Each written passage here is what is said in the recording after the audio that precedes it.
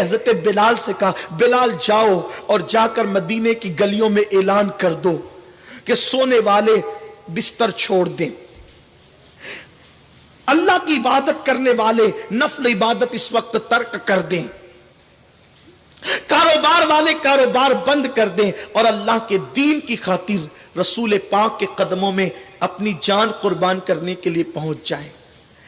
میں حضرت امیر حمزہ کی شہادت پڑھنے سے پہلے تھوڑا سا احد کا پس منظر پڑھنے لگا ہوں تاکہ حضور کی آمد کا مقصد میرے جوانوں کے ذہن و دماغ میں آئے۔ بلال حبشی رات کا آخری پہر ہے، رات کے آخری پہر میں اعلان کر رہے ہیں۔ اعلان کرتے کرتے بلال ایک بیوہ کے مکان کے قریب سے گزرے۔ بہت عشق رسول کا دعویٰ ہے آپ کو اور مجھے، عاشق رسول یوں ہوتے ہیں، عاشقان رسول کی پہچان یوں ہوتی ہے۔ کیسے وہ شاک تھے۔ حضرت بلال رات کے آخری پہر میں ایک بیوہ کے مکان کے قریب سے گزرے۔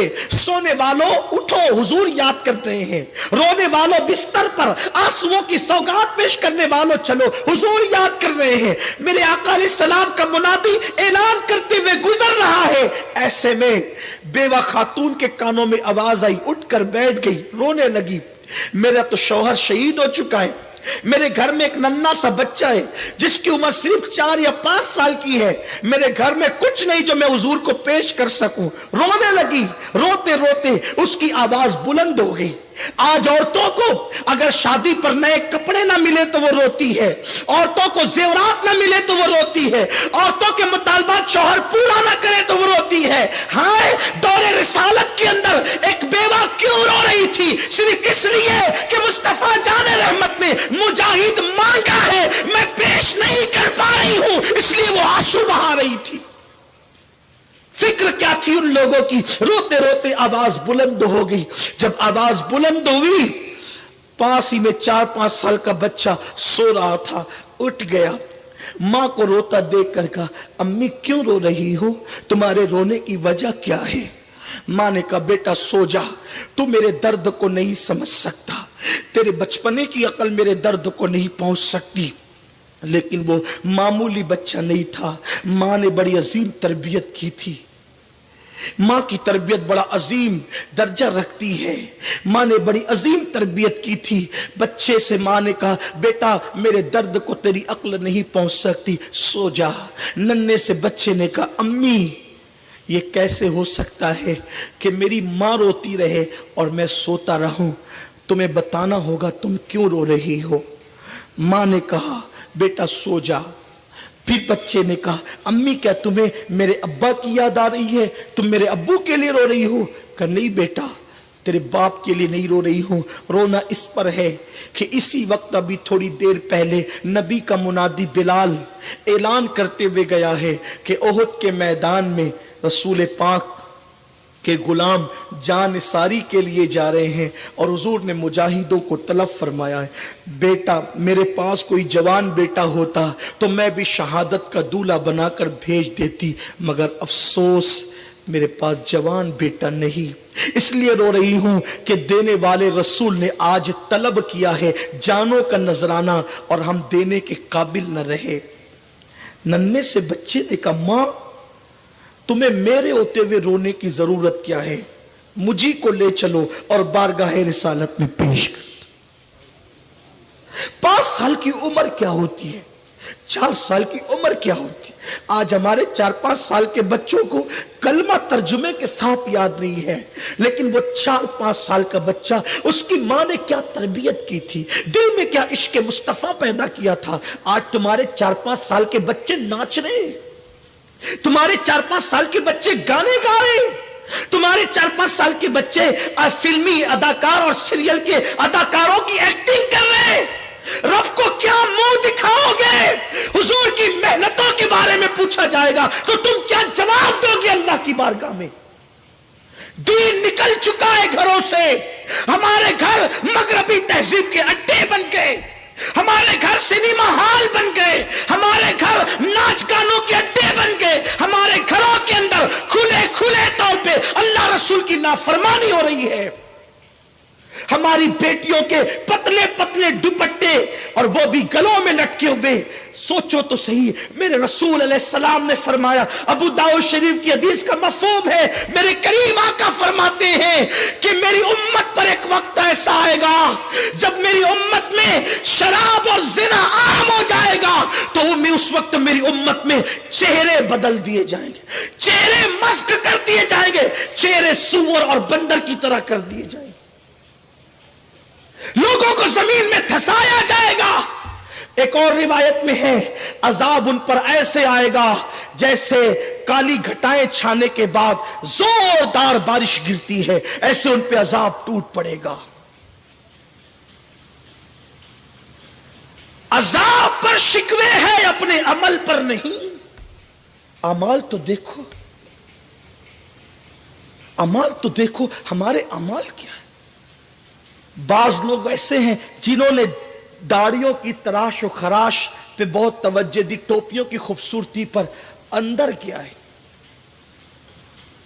ایک طبقہ وہ ہے جو نہ دیندار ہے, کچھ نہیں ہے وہ. ایک وہ ہے جو اوپر سے دیندار ہے, اندر کچھ نہیں ہے الا ماشاء اللہ.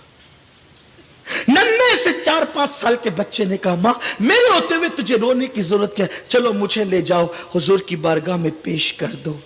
ماں کو کچھ اطمینان ہوا, ہائے میرا بچے نے میری تسلی دی, مجھے تسلی دی, اور پھر انتظار کرنے لگی. بچے کی انگلی پکڑی اور پکڑ کر کے سیدھا مسجد نبوی کی طرف.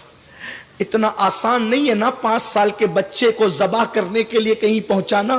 اس ماں کے دل سے پوچھو, آج عورتوں میں دینداری کا یہ حال ہے, اگر شوہر داڑھی رکھ لے تو بیوی کہتی ہے کہ میں اپنی سہیلیوں میں کیا جواب دوں گی کہ تیرا شوہر داڑھی والا ہے.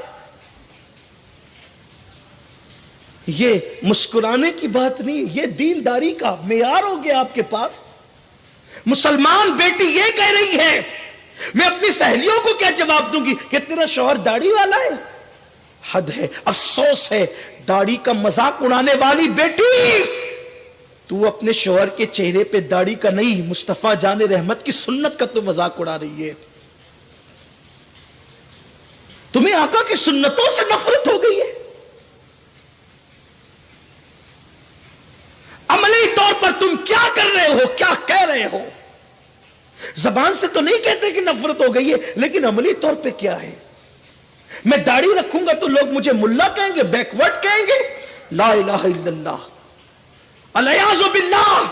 حضور کی سنت پر عمل کرنے سے کوئی بیکورڈ نہیں ہوتا. بیکورڈ وہ لوگ ہیں جو حضور کی سنتوں سے دور ہیں, جو حضور کی سنتوں کے عامل ہیں. فرشتے بھی ان کا احترام کرتے ہیں, لیکن سوچ بدل گئی, دین سے اتنے دور ہو گئے, اپنی زبان سے در پردہ کیا بک رہے ہو, کیا کہہ رہے ہو, کردار کیا کہہ رہا ہے. ننھی سے بچے کی انگلی پکڑ کر ماں اپنے نبی کی مسجد تک لے گئی اور چوکھٹ پہ کھڑی ہو گئی. حضور مجاہدین کو ترتیب دے رہے تھے. اللہ کے حبیب علیہ السلام کی نگاہیں پردہ نشین پر پڑی. میرے سرکار نے کہا, بلال پوچھو وہ عورت کیوں آئی ہے, یہ عورتوں کے آنے کا ٹائم تو نہیں ہے, یا عورتوں کا کام تو نہیں ہے, وہ عورت کیوں آئی ہے. بلال گئے اور جا کر کے کہتے, مائی کیوں آئی ہو, جاؤ گھر جاؤ, یا عورتوں کا اس وقت کوئی کام نہیں. تو فوراً بلال سے کہنے لگی, بلال اتنی جلدی بھول گئے, ابھی تو تم اعلان کر رہے تھے کہ حضور نے بلایا ہے, مجھے کام حضور سے ہے. آقا تشریف لائے. اس خاتون نے کہا, یا رسول اللہ میرا شوہر جنگ میں شہید ہو چکا ہے, میرے پاس کوئی جوان بیٹا بھی نہیں ہے. آپ کے منادی نے اعلان کیا, یا رسول اللہ جوان بیٹا نہیں ہے, 4-5 سال کی ننھی سی جان لے کر آئی ہوں, حضور اس کو قبول کر لیں اور میدان میں اس کو لے کر کے جائیں.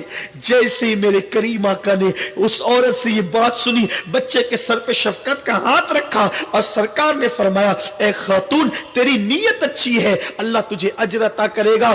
بچہ یہ ہے کیا جنگ کر سکے گا, یہ تلوار کیا اٹھا سکے گا, یہ ہتھیار کیا اٹھا سکے گا, لے جا, اللہ اس کو لمبی عمر دے, پھر اسلام کے لیے جنگ ہوتی رہے گی, جہاد ہوتا رہے گا, یہ بڑا ہوگا, اس کو پال, اس کی پرورش کر, اس کی تربیت کر, یہ اللہ کی راہ میں جان دے گا, لے جا, جا اللہ تجھے جزا دے. جیسی وہ خاتون پلٹنے لگی, بچے نے اپنی ماں کا ہاتھ چھوڑ دیا, ماں کا ہاتھ چھوڑ دیا, اور حضور کی بارگاہ میں سرکار کا ہاتھ پکڑ کے کہنے لگا, یا رسول اللہ میری ماں تو مجھے سوتے وقت یہ سناتی تھی کہ نبی کی چوکھٹ وہ چوکھٹ ہے کہ جہاں پر جانے والا کبھی محروم واپس نہیں ہوتا. میری ماں نے تو مجھے یہ سنایا، نیند سوتے وقت سلاتے ٹائم میری ماں یہ کہتی تھی کہ نبی کی بارگاہ میں جانے والا کبھی خالی نہیں آتا. حضور میں کیسے خالی جا سکتا ہوں؟ آقا میں کیسے خالی جا سکتا ہوں؟ سرکار یہ بات تو سچ ہے، میں تلوار نہیں اٹھا سکتا، اوزار نہیں اٹھا سکتا، میں کچھ نہیں کر سکتا، لیکن یا رسول اللہ اتنا تو کر سکتا ہوں کہ اگر دشمن آپ کے قدموں کی طرف تیر چلائے گا تو میں اپنا سینہ پیش کر کے آپ کے قدموں کی حفاظت تو کر سکتا ہوں. بچوں میں یہ جذبات کس نے پیدا کیا تھا؟ بچوں میں یہ جذبات کس نے ڈالے تھے؟ یہ احد کا ایک پس منظر ہے. اور